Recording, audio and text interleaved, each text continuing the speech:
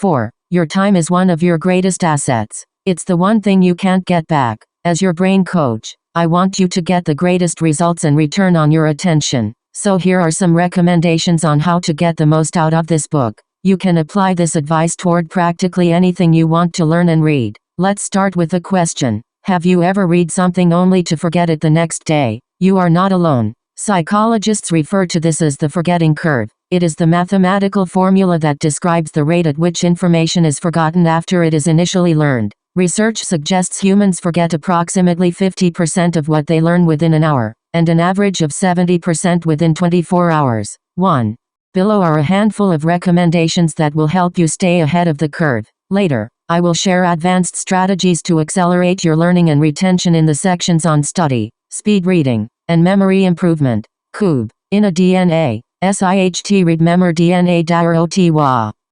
Research suggests that our natural ability to concentrate wanes between 10 to 40 minutes. If we spend any longer on a given task, we get diminishing returns on our investment of time because our attention starts to wander. For that reason, I suggest you use the Pomodoro technique, a productivity method developed by Francesco Cirillo based on the idea that the optimal time for a task is 25 minutes, followed by a 5-minute break. Each 25-minute chunk is called a Pomodoro. As you read this book, I suggest that you read for 1 Pomodoro and then take a 5-minute brain break before continuing. When it comes to learning, the Pomodoro technique works for reasons related to memory, specifically the effect of primacy and recency. The effect of primacy is that you're more likely to remember what you learn in the beginning of a learning session, a class, a presentation, or even a social interaction. If you go to a party, you might meet 30 strangers. You're most likely to remember the first few people that you meet, unless you've been trained to remember names with my method,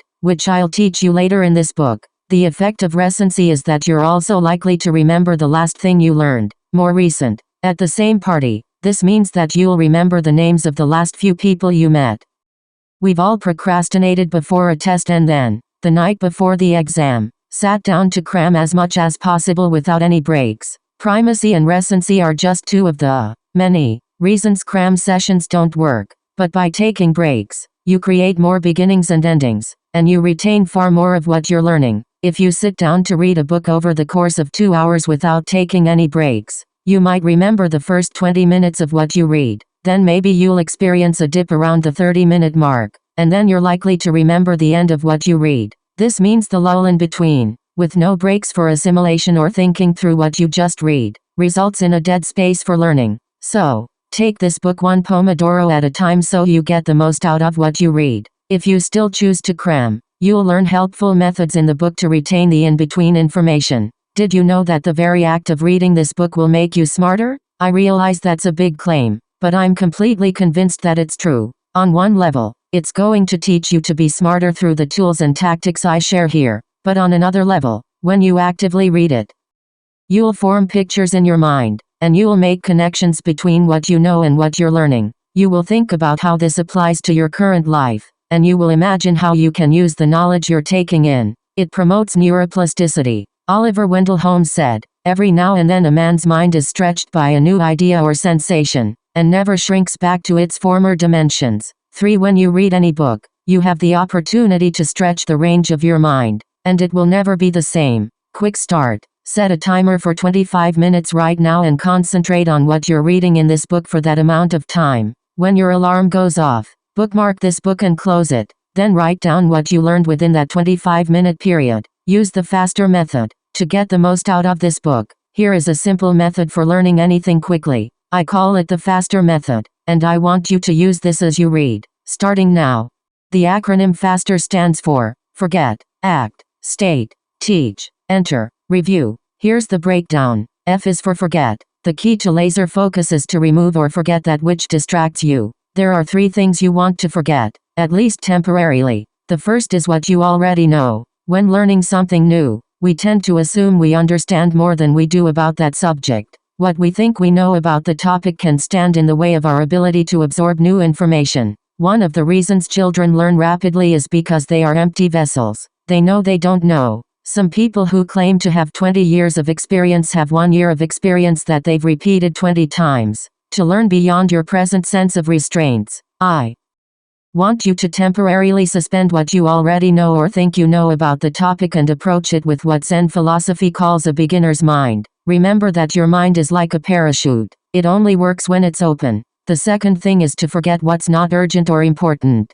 Contrary to popular belief, your brain doesn't multitask. More on this later. If you're not fully present, it will be difficult for you to learn when your focus is split. Quick start. As you are reading this book, when your mind inevitably wanders into something else, and that something else is important but not urgent, don't try to not think of it. What you resist persists. Instead, keep a notebook close by to capture that thought or idea by writing it down. You can thus release it temporarily, to be addressed after the task at hand is complete. And finally, forget about your limitations. These are the preconceived notions you believe about yourself, such as that your memory isn't good or that you're a slow learner. Suspend, at least temporarily, what you believe is possible. I know this may sound difficult, but keep an open mind to what you can do. After all, since you are reading this book, some part of you deep down must believe there's more to life than what you've already demonstrated. Do your best to keep your self-talk positive. Remember this: if you fight for your limitations, you get to keep them. Your capabilities aren't fixed, and it's possible to learn anything. A is for act. Traditional education has trained many people that learning is a passive experience. You sit quietly in class, you don't talk to your neighbor, and you consume the information. But learning is not a spectator sport. The human brain does not learn as much by consumption as it does by creation. Knowing that, I want you to ask yourself how you can become more active in your learning. Take notes. Do all the quick start exercises. Download the Quick Brain app to test and train your limitless abilities. Go to the resource page at www.limitlessbook.com/resources for additional free tools. I recommend you highlight key ideas, but don't become one of those highlight junkies who make every page glow in the dark. If you make everything important, then nothing becomes important. The more active you are, the better, faster, and more you will learn. Quick start. What is one thing you will do to make reading this book a more active experience? Write it down. S is for state. All learning is state dependent. Your state is a current snapshot of your emotions. It is highly influenced by your thoughts, psychology, and the physical condition of your body, physiology. Your feelings or lack thereof about a subject in a specific situation affect the learning process and ultimately the results. In fact, when you tie a feeling to information, the information becomes more memorable. To prove this, I'm guessing there's a song, fragrance, or food that can take you back to your childhood. Information times emotion helps create long-term memories. The opposite is also true. What was the predominant emotional state you felt back in school? When I ask audiences this question, most people in the room shout out boredom. In all likelihood, you can relate to this. If your emotional energy at school was low, it's no wonder you forgot the periodic table. But when you take control of your state of mind and body, you can shift your experience of learning from boredom to excitement, curiosity, and even fun. To achieve this, you might try shifting the way your body moves in a learning environment or peaking different moods before you sit down to learn. Change your posture or the depth of your breathing. Sit or stand the way you would if you were totally energized and excited for what was coming. Get excited about how you will benefit from what you are about to learn and what you will do with your new knowledge. Remember, all learning is state dependent. Consciously choose states of joy, fascination, and curiosity. Quick start. How motivated, energized, and focused are you at this moment? Rate your current state on a scale of 1 to 10. What is one thing you will do right now to increase that number? T is for teach. If you want to cut your learning curve dramatically, learn with the intention of teaching the information to someone else. Think about it. If you know you have to give a presentation on what you learn, you will approach how you learn the topic with the intention of mastering it well enough to explain it to someone else. You will pay closer attention. Your notes might be more detailed, and you might even ask better questions. When you teach something, you get to learn it twice, once on your own, and then again through educating another person. Learning isn't always solo, it can be social. You may enjoy this book more if you invite someone else to learn with you. Buy a copy for a friend, or, even better, start a Limitless book club that meets weekly so you can discuss the ideas and concepts in this book. You'll enjoy learning more when you're making memories with a friend or group of friends. Working with someone else will not only help you stay accountable, but it will give you someone to practice this method with. Quick start.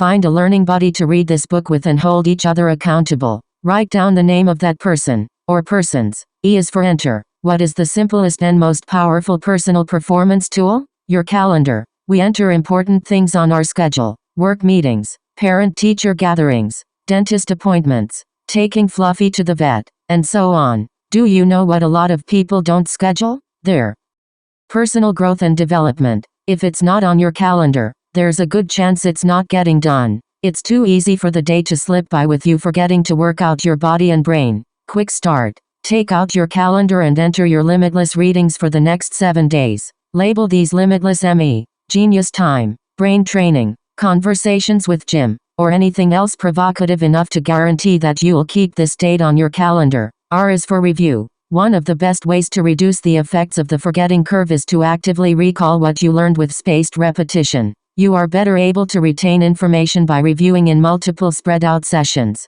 Going over the material at intervals increases our brain's ability to remember it. To leverage this principle, before you begin your reading session, take a moment, if only a few minutes, to actively retrieve what you learned the session before. Your brain will give greater value to the reviewed material and prime your mind for what's to come. Quick start. Before each reading, take a few minutes to talk about or write what you remember from the previous reading. Choose wisely. The French philosopher Jean-Paul Sartre noted that life is C between B and D, meaning that the life we live is the choices we make between the B of birth and the D of death. The profound simplicity of that statement is particularly relevant to the journey we're engaged with here. Being limitless is a choice, and that choice is entirely yours, regardless of your circumstances. You can choose to give up this power, but why would you when you know that you can truly live a life without barriers? But choosing is an active thing, and the time to make this choice is right now.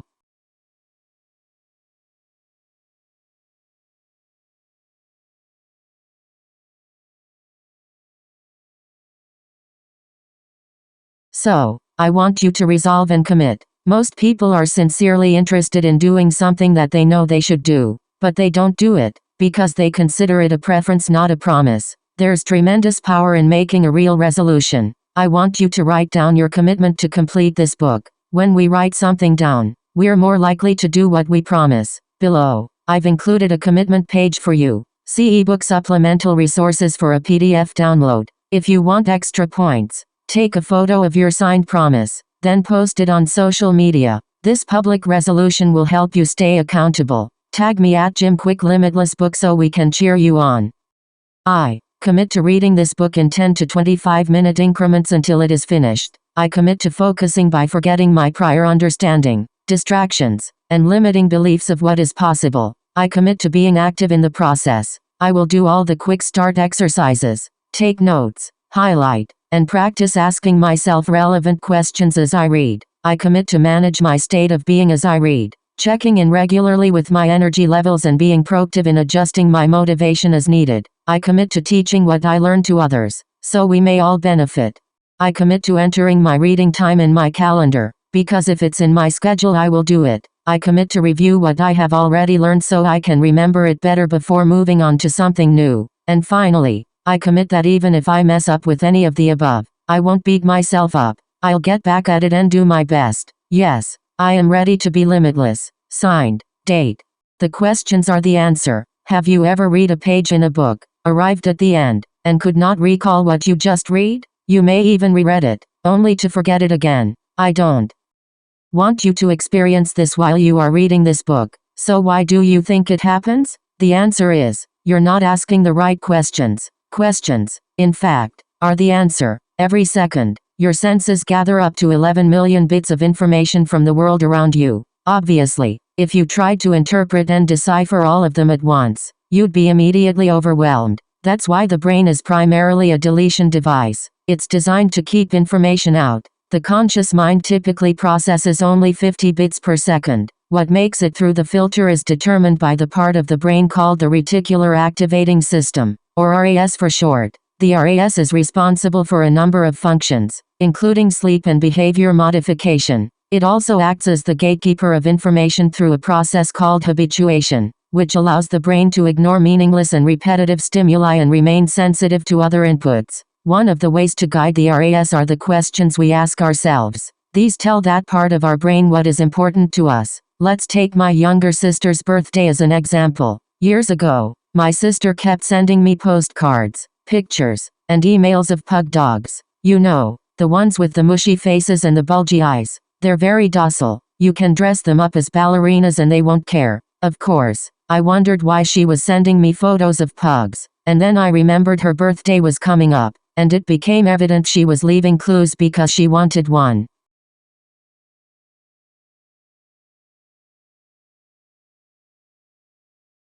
Later that day, I was checking out at the health food store, and I looked over at the other checkout line. To my surprise, I saw a woman carrying her pug over her shoulder. Wow, I haven't seen one of those in a long time. What are the chances of that? I thought. The next day I went running in my neighborhood, and there was someone walking 6 pugs. The question is, where did the pugs come from? Did they just magically appear? Of course not. They were always there, but in the flood of stimuli, I had never paid attention to them before. Once pugs broke through my awareness, I started seeing them all over the place. Have you had an experience like this? Maybe it was a specific kind of car or outfit that magically began appearing everywhere. In an interview with media personality Jeannie May, we compared this effect to how your favorite social media platform starts showing you more posts based on past expressed interest. The site you're on knows this because of what you clicked, liked, or watched before. Your RAS is like that site's algorithm. It shows you more of what you express interest in, and it hides the things you don't engage in. So often the answers we want are there, but we're not asking the right questions to shine a spotlight on them. Instead, we're asking useless questions, or worse, questions that are disempowering. Why am I not smart enough? Why am I not good enough? Why can't I lose weight? Why can't I find the person I'm meant to be with? We ask such negative questions, and then those questions give us evidence, or pugs, as answers. The human mind is always generalizing in order to make sense of the world. Here, there, and everywhere, we can find evidence to confirm our beliefs. Thinking is a process of reasoning through something, during which we ask and answer questions. You may be asking, is that true? See, you had to ask a question. While we have tens of thousands of thoughts a day, we have one, maybe 2 dominant questions we ask more than others. As you can imagine, these questions direct our focus, which directs how we feel, and how we consequently spend our lives. As a thought experiment, imagine someone whose most frequent question is, how do I get people to like me? You don't know their age, career, or what they look like, but you know more than you probably realize. What do you imagine their personality is like? You don't need to know much to guess that they're a people pleaser. They're indirect in expressing their needs, and they're not authentic about how they feel or think in any given moment. Someone who is constantly asking themselves how to get people to like them can never truly be their true self, because they will always be molding themselves to the preferences of the people around them, even if they're not aware of it. You know all this information, and you only know one question they ask themselves. What do you think is your dominant question? Your dominant question. When I felt my brain was broken, I loved to escape into the world of superheroes, comic books, Dungeons and Dragons. The world of fantasy helped me forget my pain. I decided that the superpower that would be best for me was invisibility, and my dominant question became, how do I stay invisible? Instead of being seen, I was always watching everyone else, wondering what everyone's life was like. I wondered why this person was so popular, and that person was so happy, or what made another person so smart. I was suffering all the time. So as I watched people and learned from the world around me, my dominant question changed to, how do I make this better? I wanted to solve this riddle. How does my mind work so I can work my mind? The more and more I asked these new questions, the more answers I got. This book is the result of 2 decades of asking empowering questions.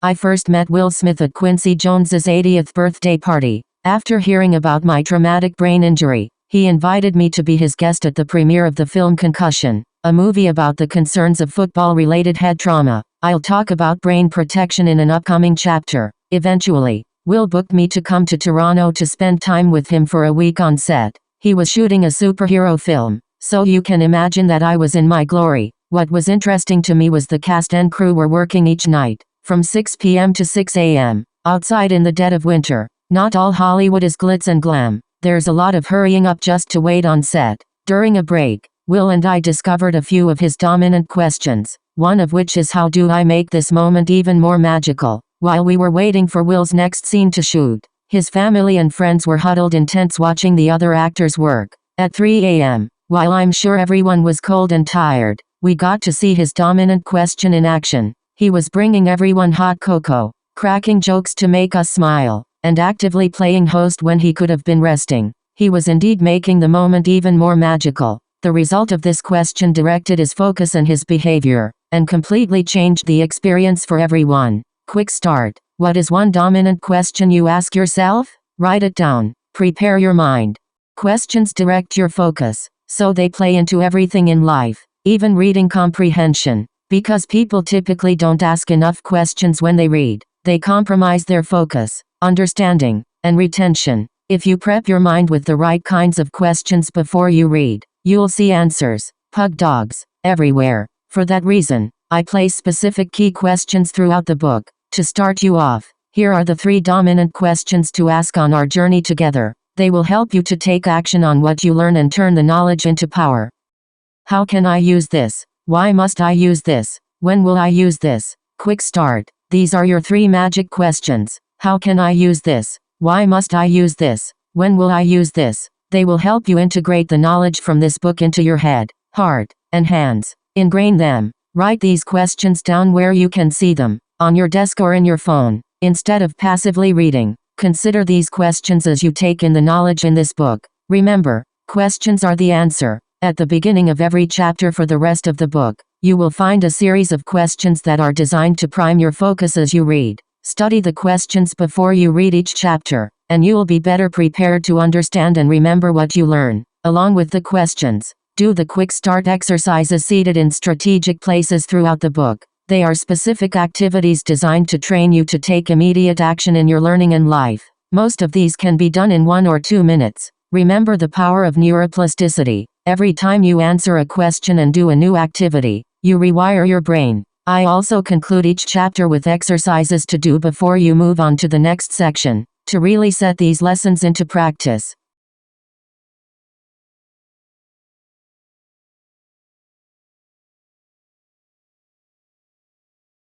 The deeply held beliefs, attitudes, and assumptions we create about who we are, how the world works, what we are capable of and deserve, and what is possible. The first element of the 3-part limitless model is mindset, which is the mental attitude or disposition that predetermines a person's responses to and interpretations of situations. Mindset is made up of beliefs, assumptions, and attitudes we hold about ourselves and the world around us. All behavior is driven by belief. So before we address how to learn, we must first address the underlying beliefs we hold about what is possible. We're not born with pre-installed mindsets about what we're capable of achieving. We learn these fixed and limited ways of thinking from the people in our lives and the culture we experience growing up. Think of a young elephant tied to a stake in the ground. When it's a baby, the elephant isn't strong enough to pull the stake up, so it eventually stops trying because it learns the effort is futile. As the elephant grows, it gains more than enough power and strength to pull out the stake, but it remains tied up by something as inconsequential as a rope and a flimsy piece of metal because of what it learned as a baby. In psychology, it's called learned helplessness. Most of us behave like that elephant. At some point, we had an experience that gave us an impression of what we're capable of, and our belief about our potential has been set ever since. But just as helplessness is learned, it's just as possible to learn to be limitless. In this section, you're going to learn about the 7 lies we've been taught.